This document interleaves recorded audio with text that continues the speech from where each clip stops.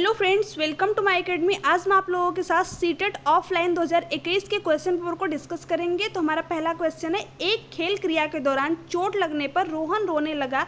यह देखकर उसके पिता ने कहा, लड़कियों की तरह व्यवहार न करो, लड़के रोते नहीं। पिता का यह कथन लैंगिक रूढ़िवादिताओं को दर्शाता है, लैंगिक रूढ़िवादिताओं को चुनौती देता है, लैंगिक भेदभाव को कम करता है, लैंगिक समानता को बढ़ावा देता है। तो जो इस प्रकार का कथन है कि लड़कियों की तरह व्यवहार ना करो, लड़के रोते नहीं, किसको प्रदर्शित कर रहा है? लैंगिक रूढ़िबद्धता को। तो यहाँ पे फर्स्ट वाला ऑप्शन जो है इसका राइट आंसर हो जाएगा। नेक्स्ट है, एक प्रगतिशील कक्षा में अध्यापक को अटल पाठ्यक्रम का पालन करना चाहिए, विद्यार्थियों में प्रतिस्पर्धा पर बल देना चाहिए, ज्ञान की संरचना के लिए प्रचुर मौके प्रदान करने चाहिए, विद्यार्थियों को उनके अकादमिक अंकों के आधार पर नामांकित करना चाहिए। तो एक प्रोग्रेसिव क्लासरूम में क्या करना चाहिए? ज्ञान की संरचना के लिए प्रचुर मौके प्रदान करने चाहिए। ठीक है, तो थर्ड वाला ऑप्शन जो है यहाँ पे इसका राइट आंसर हो जाएगा। नेक्स्ट है, एक गतिविधि के दौरान छात्रों को संघर्ष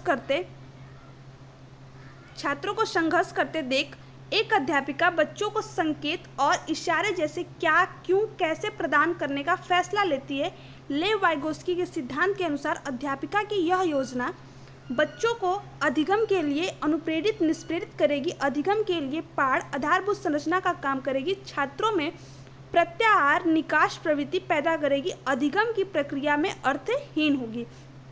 तो जो बच्चों को किसी प्रकार का इशारा या फिर संकेत दिया जाता है, तो जो लेव वाइगोस्की है वो उसको स्केप होल्डिंग बोलते हैं, यानी कि पाठ बोलते हैं। तो यहाँ में इसका जो है सेकेंड वाला ऑप्शन जो है इसका राइट आंसर हो जाएगा, अधिगम के लिए पाठ आधारभूत संरचना का काम करेगी। नेक्स्ट क्वेश्चन है, बच्चों के समाजीकरण के संदर्भ में निम्न में से कौन सा कथन सही है? विद्यालय समाजीकरण का एक द्वितीयक कारक है और परिवार समाजीकरण का एक प्राथमिक कारक है। विद्यालय समाजीकरण का एक प्राथमिक कारक है और समकक्षी समाजीकरण के द्वितीयक कारक है, समकक्षीय समाजीकरण के प्राथमिक कारक है और परिवार समाजीकरण का एक द्वितीयक कारक है। परिवार एवं जनसंचार दोनों समाजीकरण के द्वितीयक कारक है। इसमें देखिए जो सोशलाइजेशन है ना, जो समाजीकरण है ना, इसमें बस दो चीज़ें आपको ध्यान में रखनी है कि हमारी जो फैमिली है वो हमेशा प्राथमिक कारक के अंतर्गत आएगी और जो हमारा स्कूल है वो हमेशा ही द्वितीयक कारक के अंतर्गत होगा। ठीक है, बस आप इन दो चीज़ों को ध्यान में रख लीजिए, आपको सोशलाइजेशन से बनने वाले कोई भी क्वेश्चन आपका गलत नहीं होगा, क्योंकि सबसे पहले हमारा जो सोशलाइजेशन है कहाँ पर होता है? हमारे परिवार में, उसके बाद ही तो हमारे स्कूल में होता है। ठीक है, तो यहाँ पे दिया है विद्यालय समाजीकरण का एक द्वितीयक कारक है, तो सही बात है, विद्यालय क्या है? समाजीकरण का एक द्वितीयक कारक है, मैंने अभी बताया, और परिवार समाजीकरण का प्राथमिक कारक है। तो फर्स्ट वाला ऑप्शन जो है यहाँ पे इसका राइट आंसर हो जाएगा और कोई ऑप्शन देखने की जरूरत ही नहीं है। नेक्स्ट है, बहुबुद्धि का सिद्धांत जोर देता है कि बुद्धि लब्धि केवल वस्तुनिष्ठ परीक्षणों द्वारा ही मापी जा सकती है। बुद्धि एक आयाम में बुद्धिमत्ता अन्य सभी आयामों में बुद्धिमत्ता निर्धारित करती है। बुद्धिमत्ता की विभिन्न दशाएं हैं, बुद्धिमत्ता में कोई व्यक्तिगत विभिन्नताएं नहीं होती है। ठीक है, तो जो बहुबुद्धि का सिद्धांत है वो हॉवर्ड गार्डनर ने दिया है। इन्होंने 8 type of multiple type of intelligence के बारे में बताया, बहुबुद्धि का सिद्धांत दिया है। तो इनका जो मानना था वो मानना है कि बहुबुद्धि की विभिन्न दशाएं होती है। ठीक है, यहाँ पे थर्ड वाला ऑप्शन जो है इसका राइट आंसर हो जाएगा। वैसे तो इन्होंने विभिन्न प्रकार की बुद्धि दी है, बट जो एनसीईआरटी द्वारा गिवन है वो 8 ही है। नेक्स्ट है, लॉरेंस कोहलबर्ग के सिद्धांत के अनुसार किसी कार्य को इसलिए करना क्योंकि दूसरे इसे स्वीकृति देते हैं। नैतिक विकास डैश के चरण को दर्शाता है,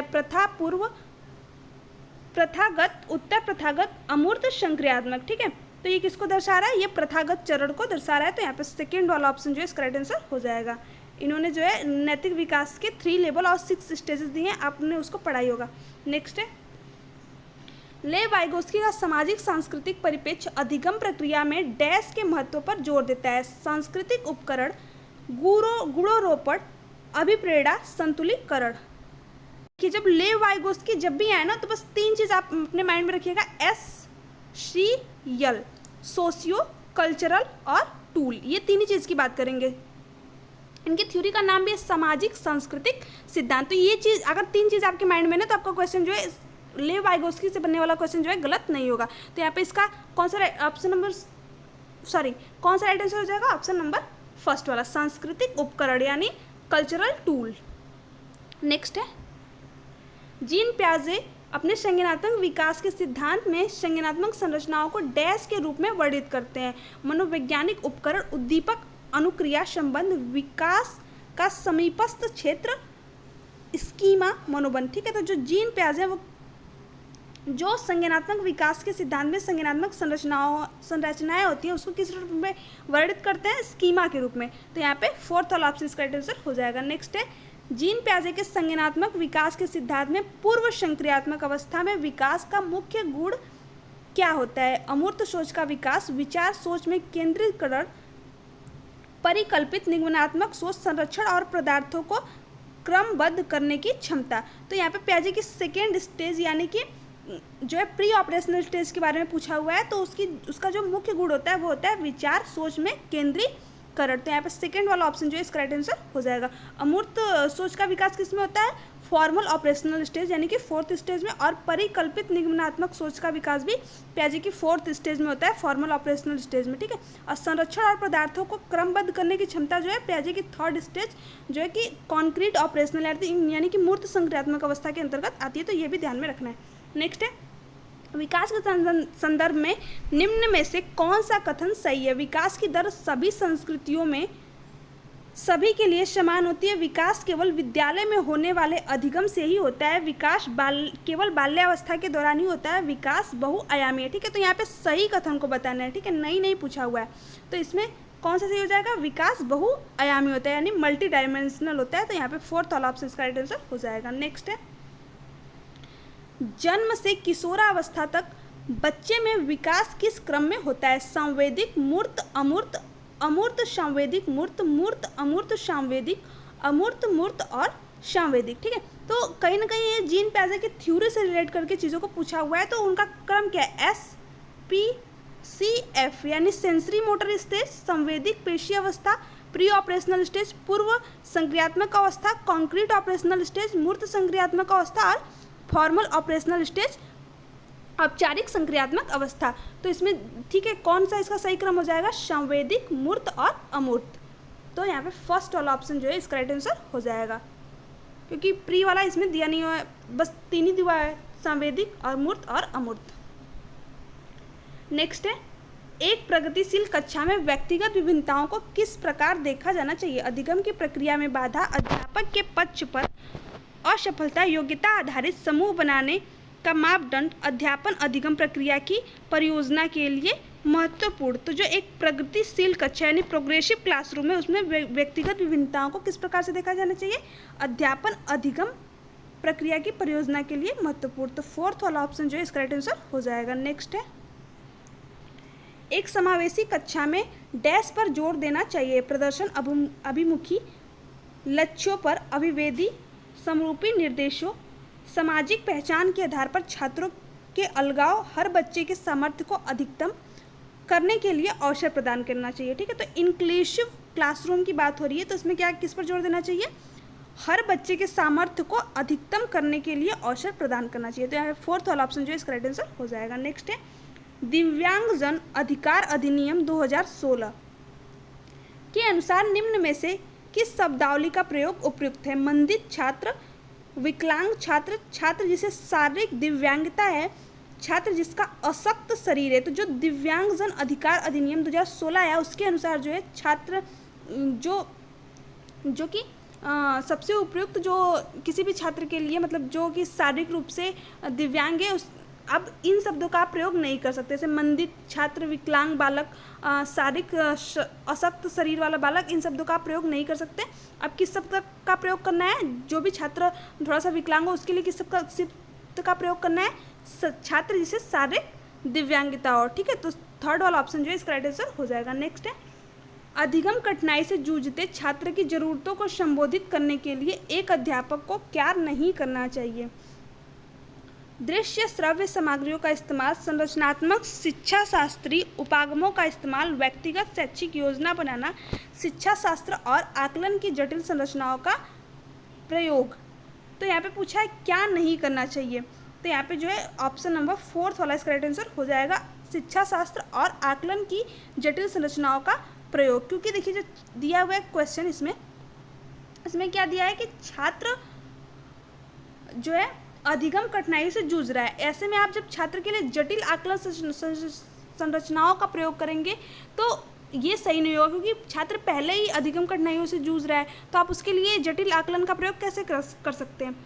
नेक्स्ट है, सृजनात्मकता की पहचान का प्रमुख लक्षण क्या है? कम परिज्ञानता, बोधगम्यता, अपसारी चिंतन, अति सक्रियता और सतर्कता।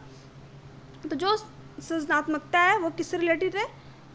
डाइवर्जेंट थिंकिंग से, जिसमें क्या होता है? दिशाओं में सोचना, ठीक है, मौलिक थिंकिंग एक तरीके से। तो यहाँ पे सेकंड वाला ऑप्शन इसका राइट आंसर हो जाएगा। नेक्स्ट है, विशिष्ट पृष्ठभूमि के अधिगमकर्ताओं को संबोधित करने हेतु एक अध्यापक को विविधता संबंधित मुद्दों पर बातचीत टालनी चाहिए, विभिन्न विन्यासों से उदाहरण लेने चाहिए, सभी के लिए मानकीकृत आकलनों का इस्तेमाल करना चाहिए, ऐसे कथनों का इस्तेमाल करना चाहिए जो कि नकारात्मक रूढ़िबद्ध धारणाओं को मजबूत करें।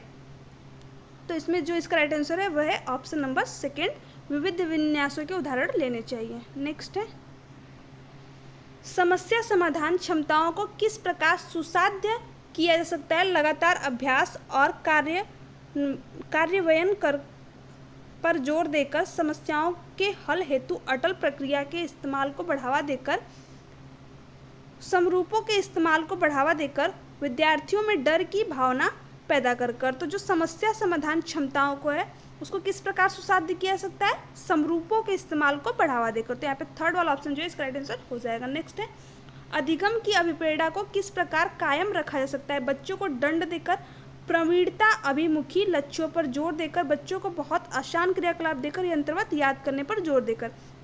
तो बच्चों को तो कभी भी याद करने पर जोर देना ही नहीं है, दंड भी बच्चों को देना ही नहीं है, और बहुत आसान क्रियाकलाप भी बच्चों को नहीं देना है। तो कौन सा ऑप्शन बचता है?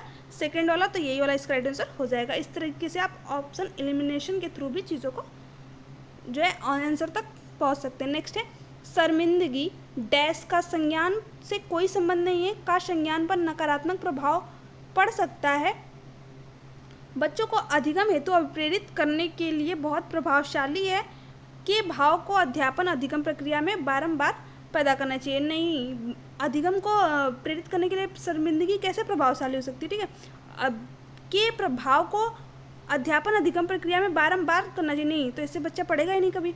पर संज्ञान पर नकारात्मक प्रभाव पड़ता है, तो यही वाला जो है ऑप्शन इसका राइट आंसर हो जाएगा, क्योंकि शर्मिंदगी से क्या होता है? हमारे संज्ञान पर नकारात्मक प्रभाव पड़ता है, यानी कि बच्चे के। नेक्स्ट है,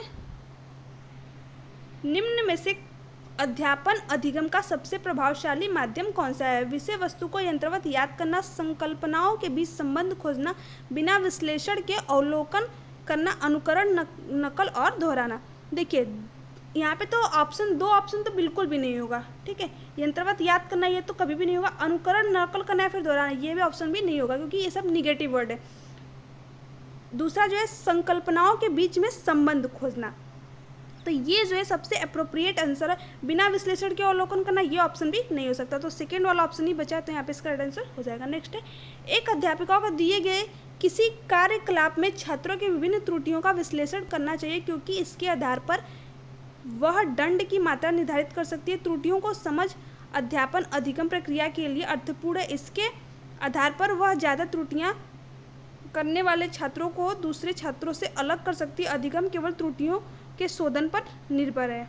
तो जो बच्चों द्वारा की गई त्रुटियां होती है वो क्या होती है? अधिगम प्रक्रिया के लिए अर्थपूर्ण होती है, क्योंकि उनसे पता चलता है कि बच्चे ने जो है बच्चे के अंदर कहाँ पर कमी है, या फिर जो है वो कितना चीज़ों को किस क्षेत्र में उसके अंदर जो है कमी रह गई, कहाँ पर चीज़ें जो है उसके अंदर डेवलप करनी है, किस फील्ड में उसको दिक्कत आ रही है। तो ये सारी चीज़ें जो है पता चलती है त्रुटियों से, और वो चीज़ें बहुत सारी चीज़ों को सीखता है भी, साथ ही साथ उसके तार्किक लॉजिकल थिंकिंग का विकास होता है। तो त्रुटियाँ क्या बहुत ही महत्वपूर्ण होती हैं किसी भी काम को करने के लिए। तो यहाँ पे सेकेंड वाला ऑप्शन जो है इसका राइट आंसर हो जाएगा, क्योंकि कहा जाता है कि गलतियों से ही इंसान सीखता है। नेक्स्ट है, बच्चों को सीखने में कठिनाई होती है जब सूचना अलग अलग टुकड़ों में प्रस्तुत की जाए, वो आंतरिक रूप से अभिप्रेरित हो, अधिगम सामाजिक संदर्भ में हो, विषय वस्तु को बहु रूपों में प्रस्तुत किया जाए। तो बच्चे को सीखने में कठिनाई कब होगी? जब सूचना अलग अलग टुकड़ों में प्रस्तुत की जाए। तो यहाँ पे फर्स्ट वाला ऑप्शन जो है इसका राइट आंसर हो जाएगा। अगर वो आंतरिक रूप से अभिप्रेरित रहेगा तो उसे सीखने में क्यों कठिनाई होगी? तो ये तो होगा नहीं। अधिगम सामाजिक संदर्भ में हो, जब सामाजिक संदर्भ में होगा तो वो उससे सीखने में कठिनाई क्यों होगी? वो तो और अच्छे तरीके से चीज़ों को सीख सकेगा। विषय वस्तु को बहु रूपों में प्रस्तुत किया जाए, तो ये ऑप्शन भी नहीं होगा, बस ऑप्शन वाला फर्स्ट ही बचता है, तो ये इसका राइट आंसर हो जाएगा। नेक्स्ट है, अधिगम की सर्वोच्चतम अवस्था कौन सी है? उच्च उत्तेजना, उच्च भय, निम्न उत्तेजना, उच्च भय, संतुलित उत्तेजना, कोई भय नहीं, कोई उत्तेजना नहीं, कोई भय नहीं। तो देखिए अधिगम करने की जो सबसे सर्वोत्तम अवस्था होती है वो होती है संतुलित उत्तेजना, कोई भय नहीं। क्योंकि अगर उच्च उत्तेजना होगी, उच्च भय रहेगा तो भी आप चीज़ों को नहीं सीख पाएंगे। दूसरी चीज़, निम्न उत्तेजना और उच्च भय रहेगा तो भी आप चीज़ों को नहीं सीख पाएंगे। साथ ही साथ कोई उत्तेजना, कोई भय नहीं, तब तो आप बिल्कुल ही चीज़ों को निष्क्रिय हो जाएंगे, एकदम कुछ भी नहीं सीख पाएंगे। तो यहाँ पे जो है थर्ड वाला ऑप्शन ही बचता है, तो यहाँ पे ये इसका राइट आंसर हो जाएगा। नेक्स्ट है, अधिगम की संरचनात्मक विचार यह सुझाव देता है कि ज्ञान की संरचना में बच्चों की कोई भूमिका नहीं होती। बच्चे पूर्ण रूप से वयस्कों पर निर्भर रहते हैं, बच्चे सक्रिय भूमिका निभाते हैं और बच्चे पूर्ण रूप से पाठ्य पुस्तकों पर निर्भर रहते हैं। तो यहाँ पे कौन सा इसका राइट आंसर हो जाएगा? बच्चे सक्रिय भूमिका निभाते हैं, किसमें? ज्ञान की संरचना में। सॉरी, यहाँ पे दिया हुआ है।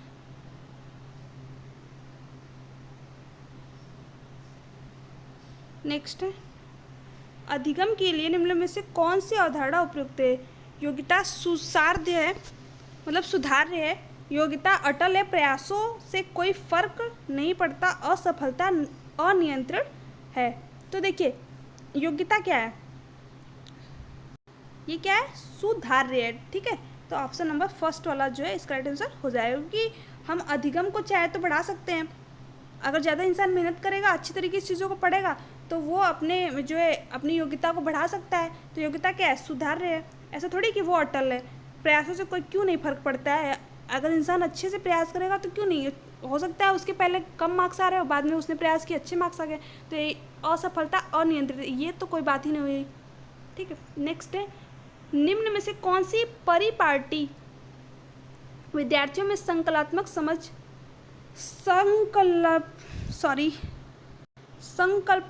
समझ में बढ़ोतरी करने में सहायक है? प्रतिस्पर्धा आधारित प्रतिस्पर्धाएं, पाठ्यपुस्तक केंद्रित शिक्षा शास्त्र, बारंबार परीक्षाएं, अन्वेषण और संवाद। तो देखिए संकल्पनात्मक समझ कब पड़ेगी? जब बच्चा अन्वेषण करेगा, खोज करेगा, यानी और संवाद यानी बातचीत करेगा, तभी तो जो उसकी संकल्पनात्मक जो समझ है वो उसकी विकसित होगी। जो उसकी कॉन्सेप्चुअल अंडरस्टैंडिंग है, वो जब वो चीज़ों को खुद से खोजेगा या फिर एक दूसरे से बातचीत करेगा, तो क्या होगा? ये उसके अंदर ज़्यादा अच्छे से डेवलप होगी। नेक्स्ट है, एक कार्य के दौरान सायना स्वयं से बात कर रही है, यह कि वह कार्य किस प्रकार प्रगति कर सकती है। लेव वाइगोस्की के भाषा और चिंतन सोच के बारे में दिए गए विचारों के अनुसार इस तरह का व्यक्तिगत वाक क्या दर्शाता है?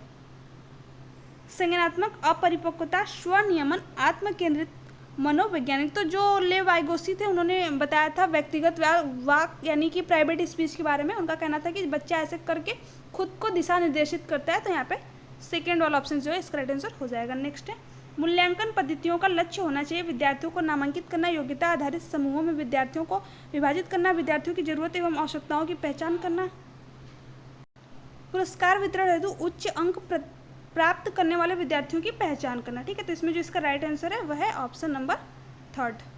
ठीक है, नेक्स्ट है, बच्चों के विकास की व्यक्तिगत विभिन्नताओं को किस पर प्रतिरूपित किया सकता है? केवल आनुवंशिकता पर, केवल पर्यावरण पर, ना आनुवंशिकता पर, ना पर्यावरण पर, आनुवंशिकता एवं पर्यावरण की पारस्परिकता पर। तो जो बच्चे का विकास होता है वो क्या होता है? हेरिडिटी और इन्वायरमेंट का गुणनफल होता है। तो यहाँ पे जो है फोर्थ वाला ऑप्शन इसका राइट आंसर हो जाएगा। सो ये फ्रेंड्स ये थे सीडीपी के आज के कुछ इंपॉर्टेंट क्वेश्चन जो कि 2021 के क्वेश्चन पेपर में आए हुए थे। अगर आपको वीडियो अच्छी लगी चैनल को सब्सक्राइब कीजिए, वीडियो को लाइक एंड शेयर कीजिए। Thanks for watching me.